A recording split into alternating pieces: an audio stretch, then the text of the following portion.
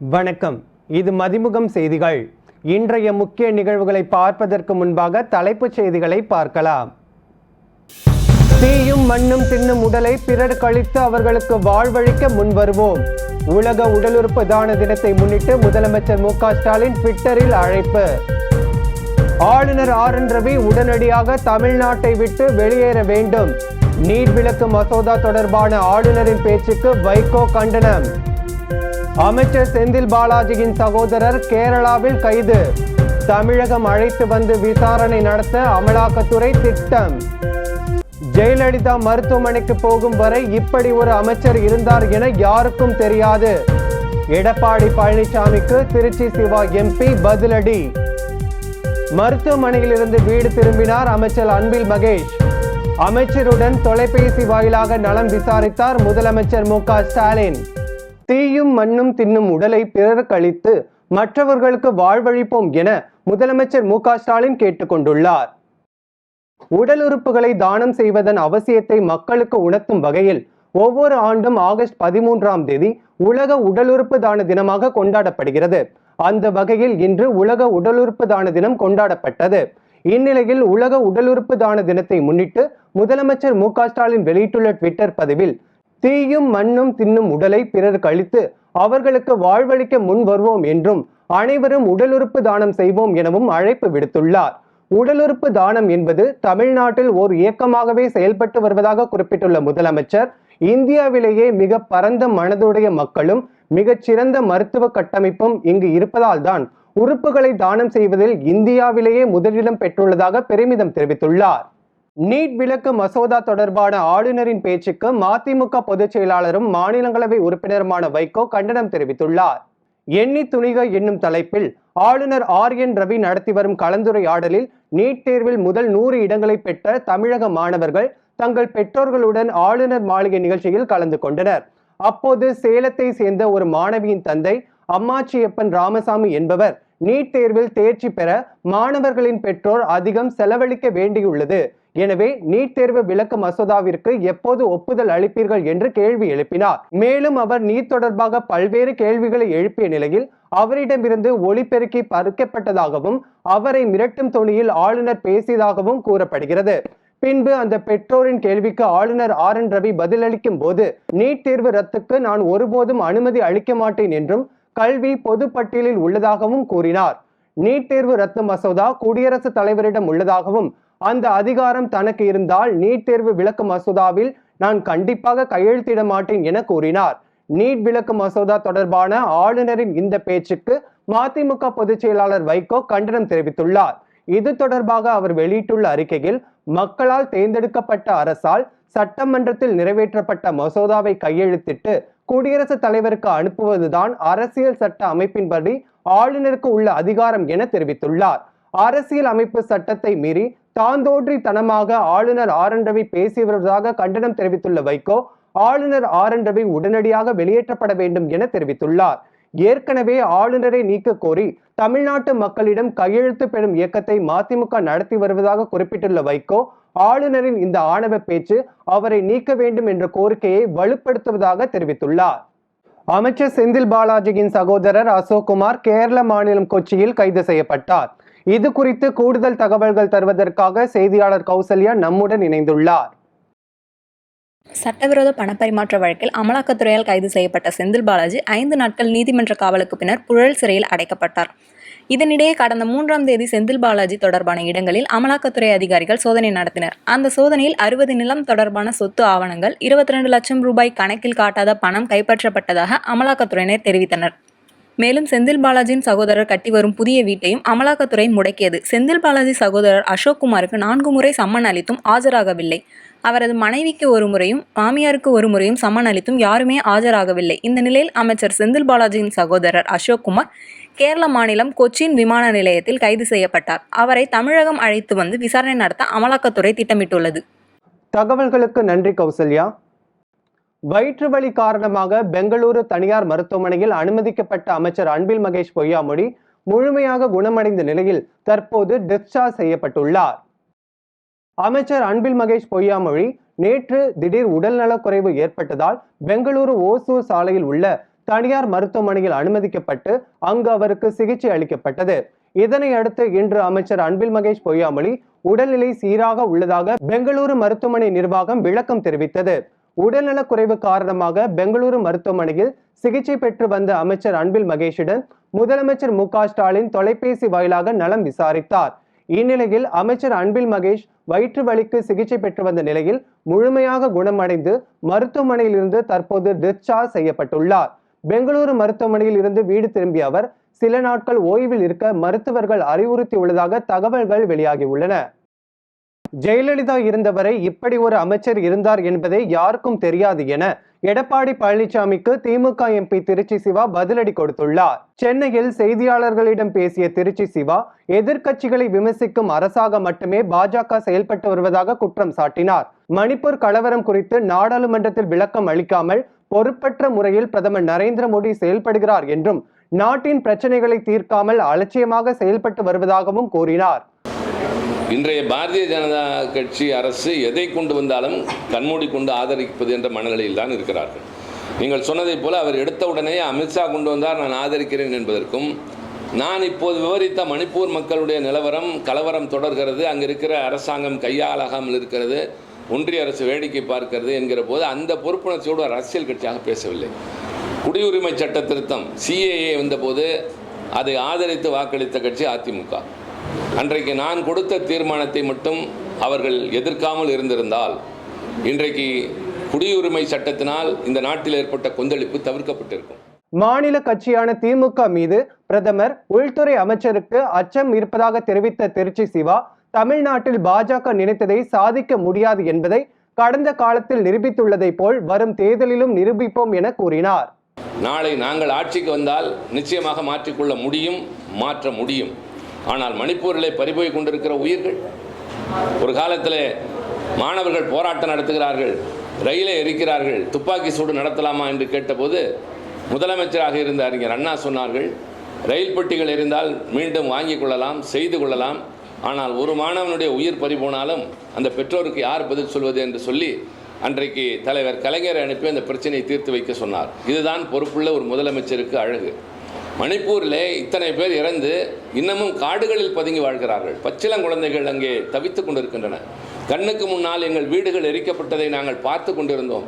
எங்களால் ஒன்றுமே செய்ய முடியவில்லை, உயிர் தப்பினால் போதும் என்று அடுத்த நாட்டின் எல்லைக்கு வந்தால் தப்பித்தோம் என்று நினைத்தோம், ஆனால் இங்கே காடுகளில் வாழ்கிறோம் என்கிறார்கள். தமிழ்நாட்டில் இருக்கிற எங்களுக்கே இவ்வளவு பதட்டம். கால் விரலிலே அடிபட்டால் கண்ணிலே கண்ணீர் கசிவதைப் போல மணிப்பூர் மாநிலத்து மக்களுக்காக தமிழ்நாடு மட்டுமில்லை இந்தியாவில் இருக்கிற எல்லா எதிர்க்கட்சிகளும் கடுமையாக குரல் கொடுத்தன. குடியரசுத் தலைவர் ஒப்புதலுக்காக உள்ளதால் நீட் விலக்கு மசோதாவுக்கும் ஆளுநருக்கும் இனி எந்த தொடர்பும் இல்லை என அமைச்சர் மா சுப்பிரமணியன் தெரிவித்துள்ளார். தென்காசியில் செய்தியாளர்களை சந்தித்த மக்கள் நல்வாழ்வுத்துறை அமைச்சர் மா சுப்பிரமணியன் தமிழகத்தில் உள்ள 6 மாவட்டங்களில் இன்னும் மருத்துவக் கல்லூரி வராமல் இருப்பதற்கு ஒன்றிய அரசுதான் காரணம் என்றும் ஒன்றிய அரசு அனுமதி கொடுக்காததால் தான் மாவட்ட மருத்துவக் கல்லூரி தொடங்குவதற்கு காலதாமதம் ஏற்பட்டுள்ளதாக தெரிவித்தார். நீட் தேர்வு விலக்கு மசோதா தற்போது குடியரசுத் தலைவர் ஒப்புதலுக்காக நிலுவையில் உள்ளதாக தெரிவித்த அவர், நீட் தேர்வு விலக்கு மசோதாவிற்கும் ஆளுநருக்கும் இனிமேல் எந்த சம்பந்தமும் இல்லை என்றும் அரசின் நலத்திட்டங்களை அரசோடு இணைந்து மக்களுக்கு செயல்படுத்த வேண்டிய ஆளுநர் அரசியல் செய்வது போல் எதிராக செயல்படுவதாக சாடினார். சுதந்திர தினத்தையொட்டி சமூக வலைதளங்களில் முகப்பு படங்களில் தேசிய கொடியை வைக்க வேண்டும் என நாட்டு மக்களுக்கு பிரதமர் நரேந்திர மோடி வேண்டுகோள் விடுத்துள்ளார். பிரதமர் நரேந்திர மோடி வெளியிட்டுள்ள ட்விட்டர் பதிவில், ஹர்கர் திரங்கா இயக்கத்தின் உணர்வோடு நமது சமூக ஊடக கணக்குகளின் முகப்பை மாற்றி நமது அன்பிற்குரிய நாட்டிற்கும் நமக்கும் இடையிலான பிணைப்பை ஆழப்படுத்தும் இந்த தனித்துவமான முயற்சிக்கு ஆதரவளிப்போம் என குறிப்பிட்டுள்ளார். ஹர்கர் திரங்கா இயக்கம் என்பது நாட்டின் சுதந்திர உணர்வையும் தேசத்தின் ஒற்றுமையையும் அடையாளப்படுத்துவதாக தெரிவித்துள்ள பிரதமர், ஆகஸ்ட் 13 முதல் 15 வரை நடைபெறும் ஹர்கர் திரங்கா இயக்கத்தில் அனைவரும் பங்கேற்க வேண்டும் என கேட்டுக்கொண்டுள்ளார். அதேபோல் பாஜகவின் அதிகாரப்பூர்வ ட்விட்டர் கணக்கின் முகப்பு புகைப்படமும் மாற்றப்பட்டுள்ளது. இதனைத் தொடர்ந்து பாஜகவை சேர்ந்த பல முக்கிய பிரமுகர்களும் தங்களது ட்விட்டர் கணக்கில் டிபியை மாற்றி வருகின்றனர். பாஜக அழித்த மணிப்பூரை காங்கிரஸ் நிச்சயம் மீட்டெடுக்கும் என ராகுல் காந்தி தெரிவித்துள்ளார். அவதூறு வழக்கில் 2 ஆண்டு சிறை தண்டனை பெற்ற ராகுல் காந்தி மேல்முறையீட்டு செய்து உச்சநீதிமன்ற தீர்ப்பு பின்னர் மீண்டும் எம்பி பதவி பெற்று நாடாளுமன்ற மழைக்கால கூட்டத்தொடரில் கலந்து கொண்டார். அப்போது மணிப்பூர் விவகாரம் பற்றிய நம்பிக்கையில்லா தீர்மானத்தில் உரையாற்றினார். இதனையடுத்து 2 நாள் பயணமாக தனது சொந்த மக்களவை தொகுதியான கேரள மாநிலம் வயநாட்டிற்கு ராகுல் காந்தி பயணம் மேற்கொண்டுள்ளார். டெல்லியில் இருந்து கோவை விமான நிலையம் வந்து அங்கிருந்து ஊட்டி சென்று பின்னர் சாலை மார்க்கமாக வயநாடு சென்றார்.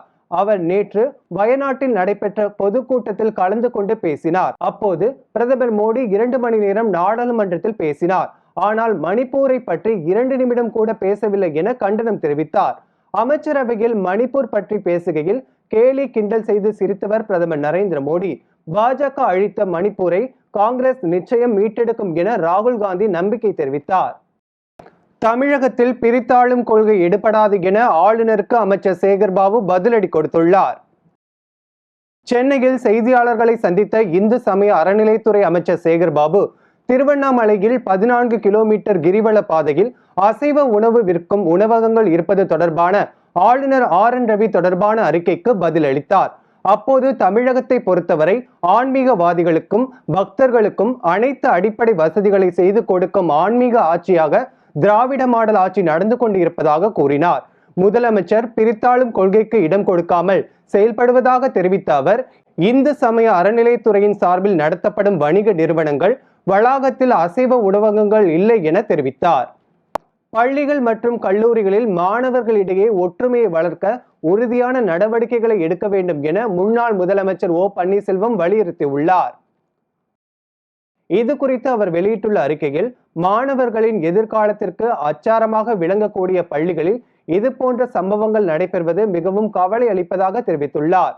இதற்கான பொறுப்பு மாணவ மாணவியர், ஆசிரியர்கள், பெற்றோர்கள், ஊர் பொதுமக்கள் என அனைவருக்கும் உண்டு என குறிப்பிட்டுள்ள O பன்னீர்செல்வம் ஒன்றே குலம் ஒருவனே தேவன் என்ற கொள்கையை பின்பற்றினால் எதிர்கால சந்ததியினரின் வாழ்வு வளம் பெறும் என தெரிவித்துள்ளார். சட்டம் ஒழுங்கை கையில் வைத்திருக்கும் முதலமைச்சர் இதில் உடனடியாக தலையிட்டு படுகாயமடைந்தவர்களுக்கு உயர்தர மருத்துவ சிகிச்சை அளிக்கவும், தாக்கியோர் மீது சட்டப்படி நடவடிக்கை எடுக்கவும், பள்ளிகள் மற்றும் கல்லூரிகளில் மாணவர்களிடையே ஒற்றுமையை வளர்க்கவும் நடவடிக்கை எடுக்க வேண்டும் என கேட்டுக்கொண்டுள்ளார்.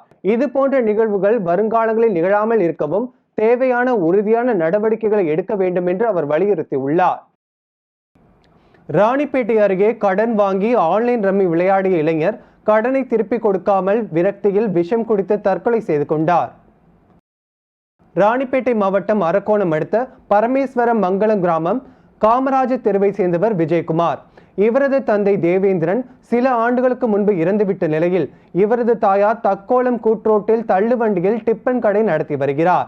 டிஃபன் கடையில் தாயாருடன் சேர்ந்து வியாபாரத்தை கவனித்து வந்த விஜயகுமார் ஆன்லைனில் ரம்மி விளையாடி வந்தார். விளையாடுவதற்கு போதிய பணம் இல்லாததால் பலரிடம் 7 லட்சம் வரை கடன் வாங்கி உள்ளதாக கூறப்படுகிறது. பணத்தை கொடுத்தவர்கள் திரும்ப தருமாறு கேட்க மன உளைச்சலுக்கு ஆளான விஜயகுமார் பயிர்களுக்கு தெளிக்கப்படும் பூச்சி மருந்தை குளிர்பானத்தில் கலந்து குடித்து தற்கொலை செய்து கொண்டார். ஆன்லைன் ரம்மியால் ரூபாய் 7 லட்சம் கடன் வாங்கி பணத்தை திருப்பித் தர முடியாத விரக்தியில் பட்டதாரி வாலிபர் விஷம் குடித்து தற்கொலை செய்து கொண்ட சம்பவம் அரக்கோணத்தில் பரபரப்பை ஏற்படுத்தியுள்ளது. சுதந்திர தினத்தை முன்னிட்டு வரும் 15ஆம் தேதி டாஸ்மாக் கடைகளுக்கு விடுமுறை அறிவிக்கப்பட்டுள்ளது. இது தொடர்பாக டாஸ்மாக் நிர்வாகம் அனைத்து மாவட்ட ஆட்சியர்களுக்கும் அனுப்பியுள்ள சுற்றறிக்கையில் தமிழ்நாடு மாநில வாணிப கழக கட்டுப்பாட்டில் இயங்கி வரும் அனைத்து டாஸ்மாக் மதுபான சில்லறை விற்பனை கடைகள், மதுபான கடைகளை ஒட்டி உள்ள மது கூடங்கள் மற்றும் நட்சத்திர அந்தஸ்து ஓட்டலில் உள்ள மதுபான கூடங்கள் அனைத்தும் வரும் 15ஆம் தேதி அன்று சுதந்திர தினத்தன்று விடுமுறை அறிவிக்க வேண்டும் என அறிவுறுத்தப்பட்டுள்ளது. மேலும் அன்றைய தினத்தில் மதுபானங்கள் விற்பனை செய்வதாக தெரியவந்தால் சம்பந்தப்பட்ட டாஸ்மாக் சில்லறை விற்பனை கடைகளின் மேற்பார்வையாளர்கள், விற்பனையாளர்கள் மீது நடவடிக்கை மேற்கொள்ளப்படும் எனவும் எச்சரிக்கப்பட்டுள்ளது. பல்வேறு மாவட்டங்களில் நடைபெற்ற தகவல்களை களத்தில் மதிப்புகும் பகுதிகளில் பார்க்கலாம்.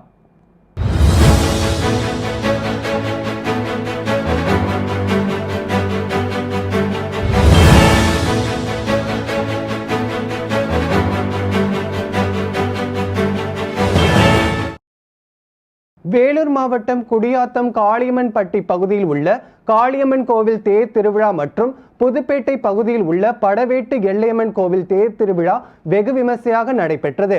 2 தேர் திருவிழாக்களிலும் பக்தர்கள் பொங்கல் மற்றும் தேங்காய் உடைத்தும் கற்பூரம் ஏற்றியும் மற்றும் ஆடுகளை பலியிட்டும் நேர்த்திக் கடனை செலுத்தினர். குடியாத்தம் பகுதியில் உள்ள முக்கிய வீதிகளின் வழியாக பக்தர்கள் அம்மனை வழிபட்டனர். பல்வேறு பகுதிகளில் இருந்து 2 தேர் திருவிழாக்களுக்கு மாலைகள் எடுத்து வரப்பட்டு அம்மனுக்கு செலுத்தி வழிபட்டனர். மயிலாடுதுறை மாவட்டம் குத்தாலத்தில் 76வது சுதந்திர தின விழாவை முன்னிட்டு குப்பை இல்லா குத்தாலம் என்ற மாபெரும் மினி மாரத்தான் ஓட்டம் நடைபெற்றது. சிறுவர்கள், மாணவர் மாணவியர் மற்றும் பொதுமக்கள் என 4 பிரிவுகளில் நடத்தப்பட்ட போட்டியில் முதல் 3 இடங்களை பிடித்த வெற்றியாளர்களுக்கு பரிசு தொகை மற்றும் சான்றிதழ்கள் வழங்கப்பட்டது. புதுக்கோட்டை பொற்பனைக்கோட்டை ஆதி முனீஸ்வரர் கோவிலின் ஆடி மாத திருவிழாவை முன்னிட்டு கோயிலுக்கு வந்த பக்தர்கள் அருகில் உள்ள அகழ்வாராய்ச்சி செய்யப்படும் இடத்தினை பார்வையிட்டு பழங்கால பொருட்களை தொட்டு பார்த்து ரசித்தனர். புதுக்கோட்டை மாவட்டத்தின் பல்வேறு பகுதிகளில் இருந்து வந்த ஏராளமான பொதுமக்கள் மற்றும் பள்ளி மாணவர்கள் என அனைவரும் பொற்பனைக்கோட்டை அருகே அகழ்வாராய்ச்சி பணி நடைபெறுவதை பார்வையிட்டு மகிழ்ந்தனர். சேலம் மாவட்டம் ஆத்தூர் அருகே தென்னாப்பிரிக்காவை சேர்ந்த பெண்ணை தமிழக இளைஞர் திருமணம் செய்து கொண்ட சம்பவம் அப்பகுதியில் நெகிழ்ச்சியை ஏற்படுத்தியுள்ளது. சேலம் மாவட்டம் கல்பகனூர் கிராமம் திருவள்ளுவர் நகரை சேர்ந்த செல்லத்துறை குட்டி மார்க்ஸ் தென்னாப்பிரிக்காவில் உள்ள எத்தியோப்பியா நகரம் அர்பா மினாச் அரசு பல்கலைக்கழகத்தில் இணை பேராசிரியராக பணியாற்றிய போது அதே பல்கலைக்கழகத்தில் துணை பேராசிரியராக பணிபுரிந்து வந்த மென்பரே அக்லிலு காதலித்து வந்துள்ளார். இந்நிலையில் இருவீட்டா சம்மதத்துடன் தமிழர் பாரம்பரிய முறைப்படி புடவை அணிந்தபடி தாலி கட்டிக்கொண்டு தமிழகத்தை சேர்ந்த காதலனான தென்னாப்பிரிக்கா நாட்டை சேர்ந்த இளம்பெண் திருமணம் செய்து கொண்ட சம்பவம் நிகழ்ச்சியை ஏற்படுத்தியுள்ளது. திருமண நிகழ்ச்சியில் மதிமுக கட்சியை சேர்ந்த நிர்வாகிகள் மற்றும் மணமகனின் உறவினர்கள் கலந்து கொண்டு மணமக்களை வாழ்த்தினர். மயிலாடுதுறை தர்மபுரம் ஞானாம்பிகை அரசினர் மகளிர் கலைக்கல்லூரியில் மாணவர் வழிகாட்டு கலந்தாய்வு மையம் மற்றும் இளைஞர் செஞ்சிலுவை சங்கம் இணைந்து மாணவ மாணவிகளுக்கு தன்னம்பிக்கை கருத்தரங்கம் நடைபெற்றது. அன்புள்ள மாணவர்களுக்கு எல்லாம் சாத்தியம் நீ நினைத்தால் என்ற தலைப்பில் நடைபெற்ற இக்கருத்தரங்கத்தில் முன்னாள் தலைமை செயலர் வே இறையன்பு, மயிலாடுதுறை மாவட்ட ஆட்சியர் மகாபாரதி ஆகியோர் கலந்து கொண்டனர். விழாவில் பேசிய இறையன்பு, மாணவர்கள் தங்களை வளர்த்துக் கொள்வதற்கு நம்மை நாம் அறிந்து கொள்ளுதல், நம்மிடையே உள்ள பலம் பலவீனத்தை தெரிந்து கொள்ளுதல், திட்டமிடுதல், முடிவெடுத்தல் ஆகிய திறன்களை வளர்த்துக் கொள்ள வேண்டும் என தெரிவித்தார். நாம் ஒரு நாளைக்கு 93% உடல் மொழியால் பேசுகிறோம், 7% தான் வாயால் பேசுகிறோம். இங்கே நீங்கள் 1.5 மணி நேரமாக அமர்ந்திருக்கிறீர்கள். நீங்கள் என்னிடம் வாயாலா பேசினீர்கள்? கைத்தட்டலால் பேசினீர்கள், புன்னகையால் பேசினீர்கள், உங்கள் கண்களில் இருக்கிற ஒளியால் பேசினீர்கள், சிரிப்பால் பேசினீர்கள். இவைதான் உண்மையான உடல் மொழிகள். எனவே உடல் மொழியிலும் எப்படி நிற்க வேண்டும், ஒரு மேடையிலே எப்படி நிற்பது. சில பேர் இப்படி நிற்பார்கள், அவர்களுக்கு பேச்சே வராது. மேடையை இருக்கிற போது 2 கால்களையும் அகல வைத்துக் கொண்டு ஏதோ ஒரு போர்க்களத்திலே எதிரி படைகளை தாக்குவதற்கு தயாராக இருப்பவனை போல நிற்க வேண்டாமா? நம்மை பார்த்தாலே பார்ப்பவர்களுக்கு வீரம் கொப்பளிக்க வேண்டாமா? நம்மை பார்த்தாலே அவர்களுக்கு தூங்குவதை போல தோன்ற வேண்டுமா? சில பேர் மோட்டு வலையை பார்த்து கொண்டு பேசுவார்கள், அங்கிருந்து தான் அவர்களுக்கு செய்திகள் வருகின்றன. எனவே உங்களுடைய தகவல் தொடர்பு திறனை வளர்த்துக் கொள்வதற்கு உடல் மொழியை வளர்த்துக் கொள்ளுங்கள், நன்றாக பேச பழகுங்கள். இந்த 10 திறன்களையும் நீங்கள் கற்றுக்கொண்டால் நிச்சயமாக நீங்கள் நினைத்ததை சாதிக்கலாம். திருப்பத்தூர் அடுத்த நாரியூர் பகுதியில் கஞ்சா செடி வளர்த்த 2 வாலிபர்களை காவல்துறையினர் கைது செய்து விசாரணை மேற்கொண்டு வருகின்றனர். கும்மிடிகாம்பட்டியை சேர்ந்தவர் ராஜேந்திரன், ஜீவா தம்பதியரின் 2வது மகன் ஞானமூர்த்தி மற்றும் மோட்டூர் பகுதியை சேர்ந்த சிவகுமாரின் மகனான பூந்தமிழன் ஆகிய இருவரையும் காவல்துறையினர் கஞ்சா செடி வளர்த்த குற்றத்திற்காக கைது செய்துள்ளனர். மயிலாடுதுறையில் பிரசித்தி பெற்ற படைவேட்டி மாரியம்மன் கோவிலில் ஆடி மாத கடை ஞாயிற்றை முன்னிட்டு பால்குடம் உற்சவம் உற்சாகமாக நடைபெற்றது. மயிலாடுதுறை காவிரி துலாக்கட்டத்தில் இருந்து விரதம் இருந்து காப்பு கட்டிய ஏராளமான பக்தர்கள் பால்குடம் எடுத்து ஊர்வலமாக கோயிலை வந்தடைந்தனர். தொடர்ந்து அம்மனுக்கு பால் அபிஷேகம் செய்யப்பட்டு சிறப்பு அலங்காரம் செய்து மகாதீப ஆராதனை காட்டப்பட்டது. இதில் ஏராளமான பக்தர்கள் கலந்து கொண்டு வழிபாடு நடத்தினர். நாங்குநேரி கொடூர சம்பவத்தை கண்டித்து மயிலாடுதுறையில் விடுதலை சிறுத்தைகள் கட்சி சார்பில் கண்டன ஆர்ப்பாட்டம் நடைபெற்றது. திருநெல்வேலி மாவட்டம் நாங்குநேரியில் பள்ளி மாணவன் சின்னத்துரையையும் அவரது தங்கையையும் சாதி வெறியர்களால் கொலைவெறி தாக்குதல் செய்யப்பட்ட சம்பவத்தை கண்டித்தும் பாதிக்கப்பட்ட மாணவ மாணவிக்கு அரசு இழப்பீடு வழங்கவும் தாக்குதல் நடத்திய மாணவர்களுக்கும் அவர்களின் பெற்றோருக்கும் மனநல பயிற்சி அளிக்க கோரியும் மயிலாடுதுறையில் விடுதலை சிறுத்தைகள் கட்சியினர் கண்டன ஆர்ப்பாட்டத்தில் ஈடுபட்டனர். புகழ்பெற்ற அந்தியூர் குருநாத சாமி கோயில் கால்நடை சந்தை துவங்கியதை அடுத்து ஏராளமான வியாபாரிகள் வருகை தந்துள்ளனர். அந்தியூர் அடுத்துள்ள புதுப்பாளையத்தில் அமைந்துள்ளது குருநாத சுவாமி கோயில் திருவிழா ஆண்டுதோறும் ஆடி மாதம் மிகவும் விமர்சையாக நடைபெற்று வருகிறது. இந்நிலையில் இங்கு நடைபெற்ற புகழ்பெற்ற குதிரை மற்றும் கால்நடை சந்தைக்கு தமிழகத்தின் பல்வேறு மாவட்டங்கள் மட்டுமின்றி வெளி மாநிலங்களிலிருந்தும் வியாபாரிகள் குதிரைகள் மற்றும் மாடுகளை விற்பனைக்காகவும் கண்காட்சிக்காகவும் கொண்டு வந்துள்ளனர். மயிலாடுதுறை மாவட்ட கடற்கரையோர கிராமங்களில் கரை ஒதுங்கும் கஞ்சா பொட்டலங்களால் பரபரப்பு ஏற்பட்டுள்ளது. தரங்கம்பாடி சின்னூர்பேட்டை மீனவ கிராமத்தில் கடற்கரையோரத்தில் நேற்று இரவு 2 மர்ம பொட்டலங்கள் கரை ஒதுங்கி இருப்பதாக மீனவர்கள் கடலோர காவல்படை காவல்துறைக்கு தகவல் தெரிவித்தனர். தரங்கம்பாடி கடற்கரையோர காவல் நிலைய காவல்துறையினர் கஞ்சா பொட்டலங்களை கைப்பற்றி விசாரணை மேற்கொண்டு வருகின்றனர். முதலமைச்சர் மு.க. ஸ்டாலினை தொடர்ந்து சூப்பர் ஸ்டார் ரஜினிகாந்த் நடித்துள்ள ஜெயிலர் படத்தை கேரள முதலமைச்சர் பினராயி விஜயனும் பார்த்து மகிழ்ந்துள்ளார். நெல்சன் இயக்கத்தில் சூப்பர் ஸ்டார் ரஜினிகாந்த் நடித்துள்ள ஜெயிலர் திரைப்படம் ஆகஸ்ட் 10ஆம் தேதி திரையரங்குகளில் வெளியாகி உலகம் முழுவதும் நல்ல வரவேற்பை பெற்று வருகிறது. ஜெயிலர் வசூலிலும் பல்வேறு சாதனைகளை படைத்து வரும் நிலையில் கடந்த 3 நாட்களில் இப்படம் உலக அளவில் 200 கோடி ரூபாய்க்கு மேல் வசூலை கடந்துள்ளதாக தகவல் வெளியாகியுள்ளது. இந்த நிலையில் திருவனந்தபுரத்தில் உள்ள லூலு மாலில் குடும்பத்துடன் சென்று கேரள முதலமைச்சர் பினராயி விஜயன் ஜெயிலர் படத்தை பார்த்து மகிழ்ந்துள்ளார். முன்னதாக இத்திரைப்படத்தை முதலமைச்சர் மு.க. ஸ்டாலின் பார்த்து இயக்குனர் நெல்சனை பாராட்டி இருந்தது குறிப்பிடத்தக்கது.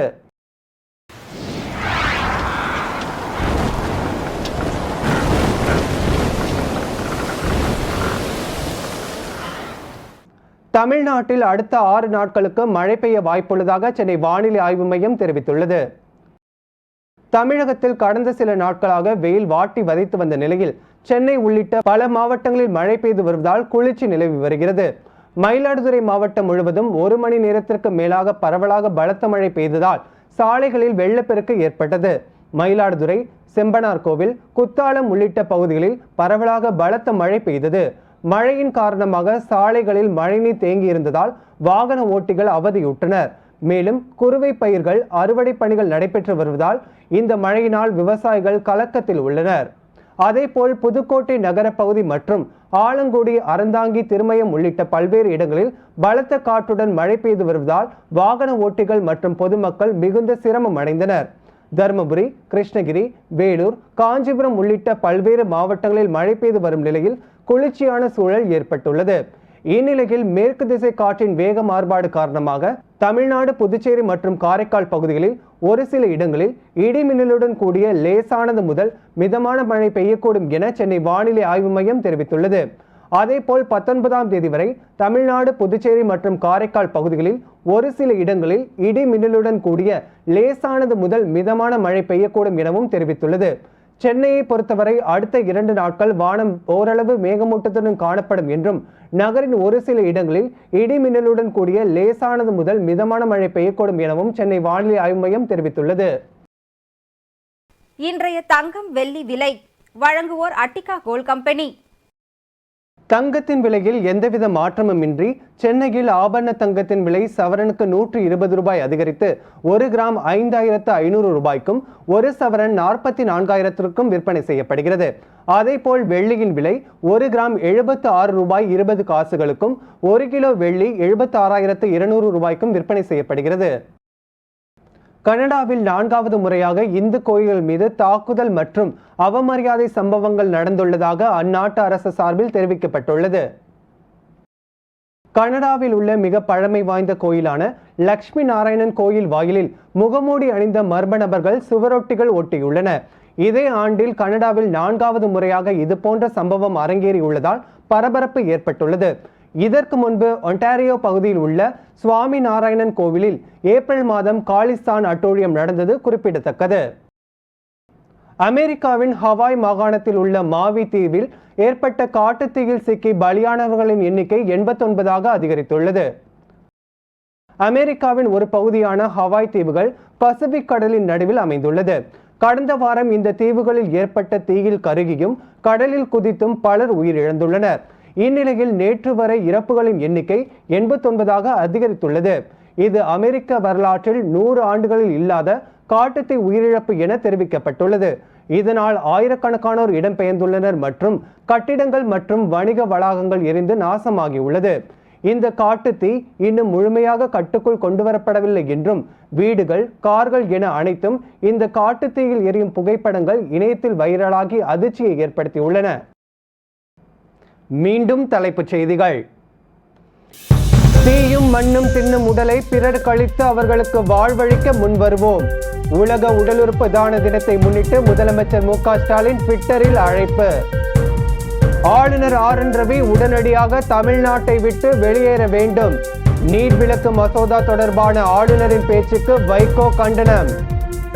அமைச்சர் செந்தில் பாலாஜியின் சகோதரர் கேரளாவில் கைது. தமிழகம் அழைத்து வந்து விசாரணை நடத்த அமலாக்கத்துறை திட்டம்.